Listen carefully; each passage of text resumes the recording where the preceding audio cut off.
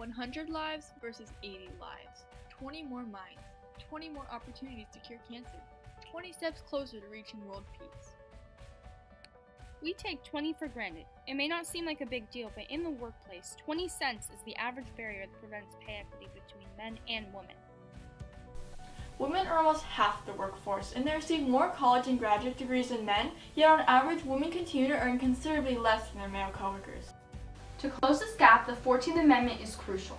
Because the 14th Amendment gives us the right to equal protection, it supports our fight for equal pay. When addressing the gender wage gap, the Constitution, more specifically the 14th Amendment, is essential to solve this problem. Our U.S. Constitution is important to us because it guarantees our basic rights as citizens. Without it, we wouldn't have freedom of speech, freedom of press, individual liberty, and other aspects we deserve as human beings. Equal pay for equal work is the concept of labor rights that individuals in the same workplace be given equal pay. Equal pay for equal work is a shared American value. At its core, equal pay is about basic fairness and ensuring that every woman, just like every man, has the opportunity to build the life that she chooses. The statement of equal pay for equal work was first introduced in an anonymous letter. In February 1869, this anonymous letter to the editor of the New York Times questioned why female government employees were not paid the same as male ones. Very few persons deny the justice of the principle that equal work should command equal pay without regard to the sex of the laborer, the author wrote. But it is one thing to acknowledge the right of a principle and quite another to practice it. The author noted that the U.S. government employed 500 women into the Treasury Department, but that they made only half as much as their male partners. This brought the issue of unequal pay between genders to light, bringing people to the realization that this is a problem that needs to be addressed. We're on the floor today to say we want to end the soft bigotry of the low wages for women. Equal pay for equal work. No secrecy, no retaliation, no loopholes, no way. Today is the day for equal pay. The year after the letter was written, awareness of the issue was spread. A resolution was created to ensure equal pay for government employees, but it was never legalized even after it passed the Senate. It wasn't until 1963 that some progress was made. While the Equal Pay Amendment was unsuccessful at first, it led to the signing of the Equal Pay Act of 1963. The Equal Pay Act of 1963 requires that women and men are given equal pay for equal work in the same workplace. Because an act doesn't require legal establishment, the Equal Pay Amendment is not strictly implemented, since many people aren't actively enforcing the law. Although President John F. Kennedy signed the act, it is still not a law until it is passed by Parliament.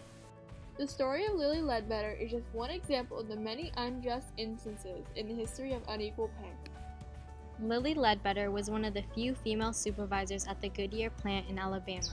Initially, Goodyear did not allow its employees to discuss their pay, and Miss Ledbetter did not know she was the subject of a discrimination until she received an anonymous note revealing the salaries of 3 of the male managers. After she filed a complaint with the EEOC, her case went to trial. Less than 2 years after the decision, Obama signed the Lilly Ledbetter Fair Pay Act of 2009 as his first piece of legislation. The act restored some protections against discrimination, helping to ensure that individuals subjected to unlawful pay discrimination are able to effectively claim their rights. Under the act, each discriminatory paycheck resets the 180-day limit to file a claim. While we've got a lot to celebrate that day, we knew that our work wasn't done. We knew we had a lot more to do to close the pay gap between men and women and ensure that no woman would ever face the kind of discrimination that Lilly faced on the job. Many studies show that women rarely ever negotiate for themselves, and this often leads to inequality in salaries. Could this be a confidence problem? Well, some may think it would be. Most studies show that women don't negotiate for themselves because they don't want to be treated differently after they try to negotiate. Train women how to negotiate for themselves for the better salaries and benefits. If women are automatically paid less already, then they're just going to keep getting paid less. You should always counteroffer, no matter what. If you don't counteroffer, you're leaving money on the table. And so I think, unfortunately, us as women, we don't always counteroffer, and that we have this lower starting wage when we're 23, 24, right out of college, and that follows us. Up until 2012, women were often held back because of the fact that employers could ask about one's past wages. Luckily, in October of 2012, the Salary Privacy Bill was passed and the unjust acts were put to a halt.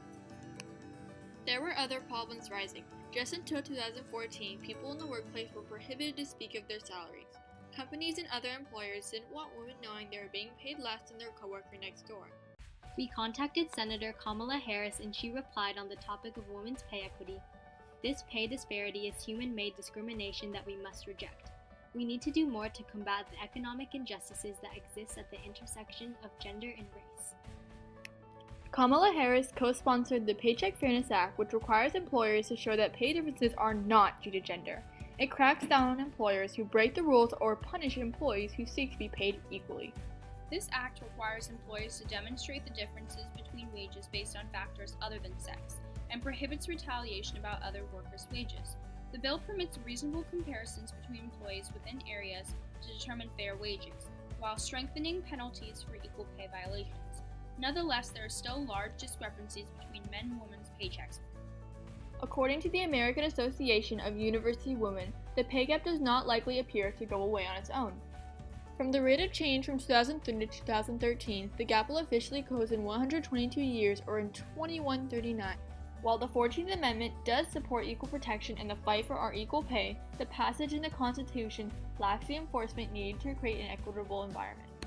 Women and men are violently discriminated in the workplace, resulting in the 20% gap between male and female employees. Ultimately, the Constitution has failed in following through to end this gap.